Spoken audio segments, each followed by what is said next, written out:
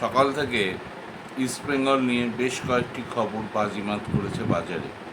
প্রথমটি জিকসন সিংয়ের চলে আসা। আজ বিকেলেই ইস্টবেঙ্গল মাঠে, বিকেলে বলা ঠিক হবে না, দুপুরে ইস্টবেঙ্গল মাঠে যে খেলা ছিল কলকাতা লিগের, অর্থাৎ ইস্টবেঙ্গল বনাম পুলিশ, সেই ম্যাচটিতে ইস্টবেঙ্গল 6-0 গোলে জিতেছে। আপনারা সকলেই জানেন।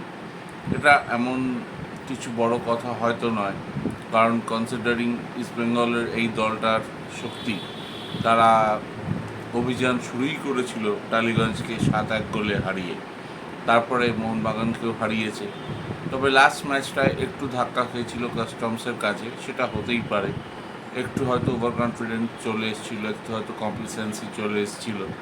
কিন্তু আজ আবার ইস্টবেঙ্গল এবং কেন তারা এই লিগের অন্যতম সেরা দল, 39 বারের উইনার, সেটা আজ আবার প্রমাণ করেছে হাফ ডজন গোল দিয়ে। যদিও এখানে অনেকে প্রশ্ন করতে পারেন পুলিশ দলটার তেমন ইন্টেন্সিটি নেই, তেমন প্লেয়ার নেই। হ্যাঁ, হয়তো কিছুটা ট্রু, কিন্তু তারাও তো খেলতে নেমেছিল। সুতরাং ইস্টবেঙ্গলের এই জয়কে ছোট করে দেখার জায়গা নেই। আর ইস্টবেঙ্গল এই কলকাতা লিগটাকে একটা প্ল্যাটফর্ম হিসেবে ইউজ করছে নিজেদের বেশ কিছু রিজার্ভ বেঞ্চের প্লেয়ারকে আরও তুলে আনার জন্য। এমনি অতীতে আমরা দেখেছি সায়ন ব্যানার্জি থেকে শুরু করে আরও বেশ কয়েকজন প্লেয়ার, রমন সিকে, তারপরে বিষ্ণু, এরা উঠে এসছে। এবছর শ্যামল বেসরা, বিজয়, মুশারফ, এরা তো পুরনো প্লেয়ার। চাকু, মনোতোষ চাকলাদার খুব ভালো প্লেয়ার, ডিফেন্স থেকে অর্গানাইজ করতে পারে, আগে ইউনাইটেড স্পোর্টসে ছিল। He is a bright prospect for east Bengal in the coming years. আপনারা কেমন মনে করেন ইস্ট বেঙ্গল সমর্থকরা এই জুনিয়র দলের খেলাটিকে? সুন্দর খেলছে কিন্তু ইস্ট বেঙ্গল, এবং সুন্দর বিল্ড আপ করছে, ফ্লুয়েন্ট প্লে। মানে অনেকেই বিনয় জর্জকে গালাগাল দেন, কিন্তু লোকটা কিন্তু খুব একটা খারাপ কাজ করছে না।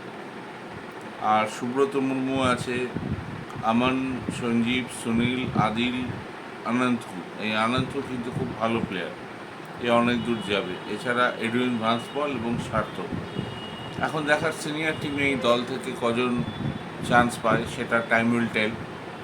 বাট এই ভিডিওটা করার মেন কারণ ইস্টবেঙ্গল 6 গোলে জিতেছে সেটা নয়, বা জিকসন আজকে এসে সই করে দিয়েছে, তার অফিসিয়াল অ্যানাউন্সমেন্ট হয়ে গেছে, তার আনভেইলিং হয়ে গেছে, সেটাও নয়।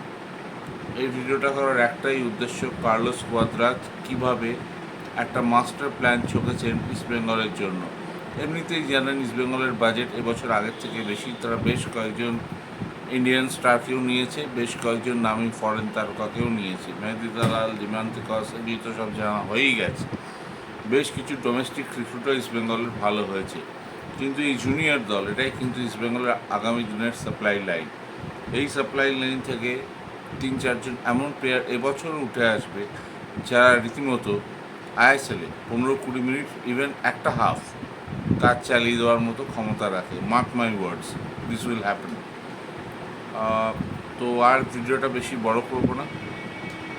আপনারা ভালো থাকবেন, আমার চ্যানেলকে সাপোর্ট করবেন। আর ইস্টবেঙ্গল সাপোর্টারদের উদ্দেশ্যেও বলছি, দয়া করে চ্যানেলটিকে লাইক অ্যান্ড সাবস্ক্রাইব করলে চ্যানেলটি গ্রো হবে। Good night, best of luck, ভালো থাকবেন সকলে। Thank you.